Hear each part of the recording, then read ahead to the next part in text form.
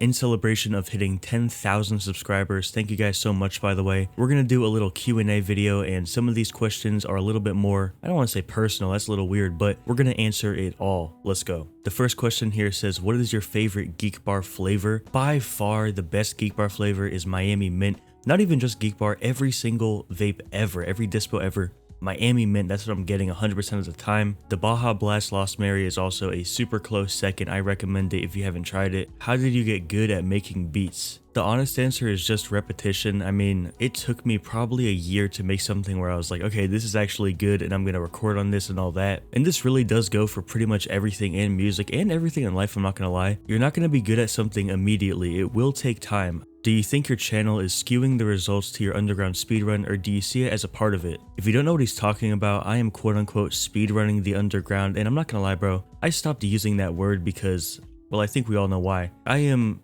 documenting my entire process of going up in the underground, and you can see everything documented in my private community, but my answer to this is no. Like, I know for a fact the channel is not skewing it at all. I have a secret account on TikTok, and that account is pretty successful, and that's where I promote all my music, so most of the engagement for the music comes from the TikTok. I would be surprised if there's even 300 of my monthly listeners that also even know about my YouTube channel. I got an 8-song mixtape dropping soon. Is doing a music video for every song too much or nah? I know if I were you, I probably wouldn't do that just because it takes so much time, it takes so much planning and money and all this shit, and you know, the ROI on music videos alone, if you don't have a crazy big audience, isn't great. But I mean, it's 100% up to you. I wouldn't do it, but you can if you want. It's that's the greatness of having creative freedom. If you're set on it, then go for it. How much do you make off YouTube? I'm gonna pop it up on screen, and yeah, as you can see, it really isn't that much. YouTube really doesn't pay me anything directly. Why do you want to help people come up in the underground? I love independent music, and of course the artists that make that independent music, and I also really like making YouTube videos, so it's a perfect mix. What advice would you give to somebody that's anxious? I don't know what this person is anxious about, but my best advice is to have thick skin. You're gonna get rude messages, you're gonna get people calling you a clone, a fucking bad artist, a LARPer, whatever, bro. It really doesn't mean anything, it's just people talking on the internet, so keep your head up. That's my best advice for an anxious artist. How do you balance YouTube, the community, and a music career with regular life? The answer is that everything that you just named is my work, so everything else is just,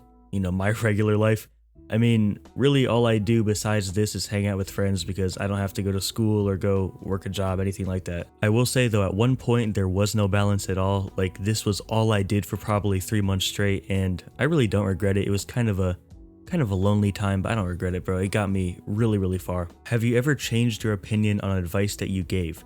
Yes, 100%, and this is a great fucking question, bro. I haven't had a chance to talk about this, but a little over a year ago, I was talking about image as an underground artist, and I still do feel like those points were good, but those points are good for people that maybe have 5K monthly or 10K monthly, not for people with sub 1K or anything like that.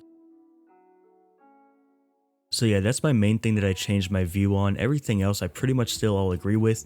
And yeah, bro, that video should have been a vault video probably, but hey, you know, you live and you learn, whatever. What should a new artist prioritize, quality or quantity? Quantity 100%. If your music is like decent, if your music is ass, then you know, you gotta get the quality up, but if your stuff is good, then quantity for sure. What artists do you think have the most potential to blow up? I'm just gonna go through a quick list. J Savant, Eccentrics, Anarchy, Zeke, iMessage, Morgue, Pray for Prey, Harlow Road, and yeah, there's definitely like hundreds more that I'm missing, but these are who I've been listening to recently. And by the way, I know that some of these people already have some decent motion.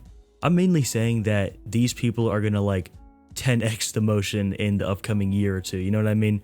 These are people that I believe are still criminally underrated. Why do you sell access to a community instead of giving the info out for free? This is a great question, and there's a few different reasons, but the main one is that if everybody knew about the methods in that community, they would not work. A great example is the Punk Racks method. I mean, he was doing it and a few other people were doing it, but he definitely benefited from it the most, and people are still trying to do it to this day.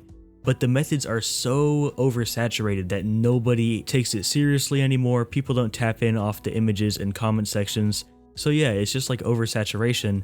if everybody knew about the methods that I was dropping, a lot of them would be useless and nobody would really be able to go up off them. With all that being said though, I do believe that this community that I have is by far the best product in the underground. With other communities like this, the person running it, they never actually have their own music success, right?